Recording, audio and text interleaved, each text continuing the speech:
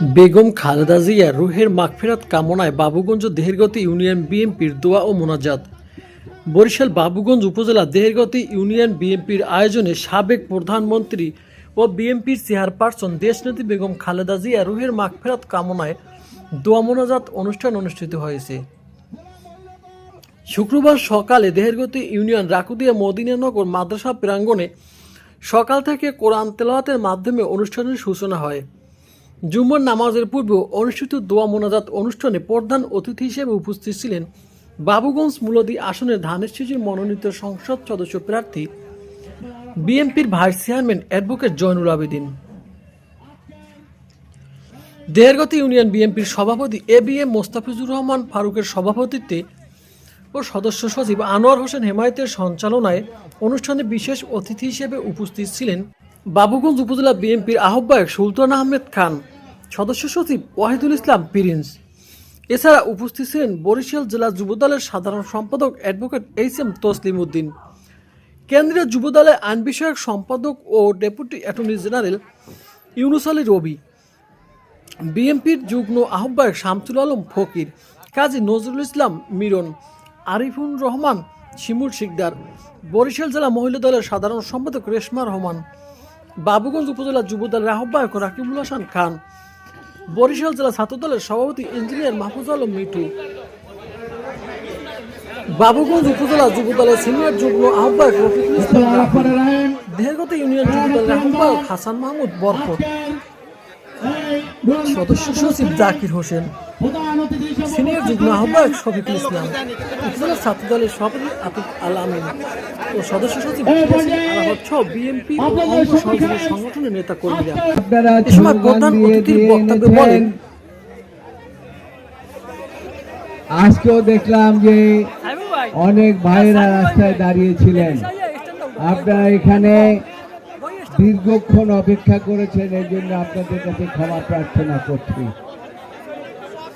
আমার অত্যন্ত কাছের বাবুগঞ্জের ভাই ও বোনেরা, আপনারা সর্বপ্রথমে আমার সালাম গ্রহণ করুন। আসসালামু আলাইকুম।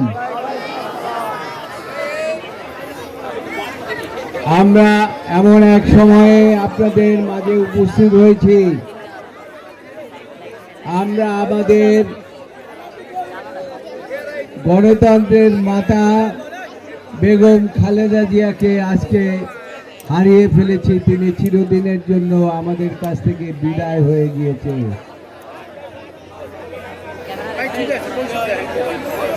তাকে বর্তমান সরকার, এই যে ফ্যাসিস্ট সরকার ছিলেন আগে, কয়েকদিন আগে, এই ফ্যাসিস্ট সরকার তাকে হাসপাতালে নিয়ে, জেলে নিয়ে, তারপর তাকে মেরে ফেলেছে।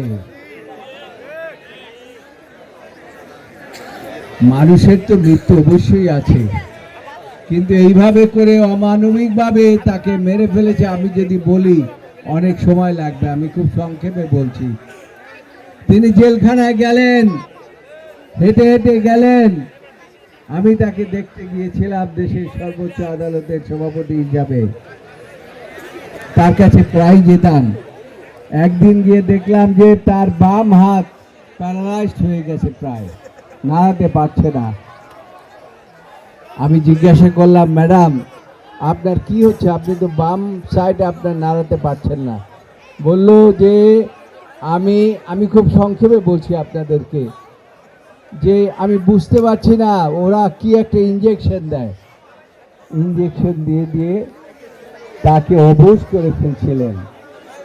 এই অবস্থায় তিনি যখন একেবারে অসুস্থ হয়ে গেলেন, তখন আমি আবার তাকে জিজ্ঞাসা করলাম। সে বলল যে আমার এখন এখানে যদি আমি আর থাকি আমি বাঁচব না, আমাকে ওরা মেরে ফেলবে। তখন আদালতের কাছে দরখাস্ত করার পরে আদালত পিজি হসপিটালে চিকিৎসার জন্য দিলেন। কিন্তু যে নেত্রী হেঁটে হেঁটে জেলে গেলেন আর তাকে হুইল চেয়ারে করে পিজি হসপিটালে যেতে হলো, সেখানে যাওয়ার পরে তার অবস্থা আরো খারাপ হতে থাকলো। তিনি প্রায় মৃত্যুর দিকে ঢলে যাচ্ছিলেন। সেই অবস্থায় আবার আমরা দরখাস্ত করলাম। সেই দরখাস্তে বললেন যিনি বাসায় গিয়ে থাকতে পারবেন, কিন্তু বাইরে কোনো চিকিৎসার জন্য যেতে পারবেন না। পিজি হসপিটালের ডাক্তার, পিজি হসপিটালের ডাক্তার বলুন তো, সরকারি ডাক্তার, সরকারি ডাক্তাররা আস্তে আস্তে আস্তে আস্তে তাকে নিস্তেজ বানিয়ে ফেললেন, তার লিভার ধ্বংস করে ফেললেন।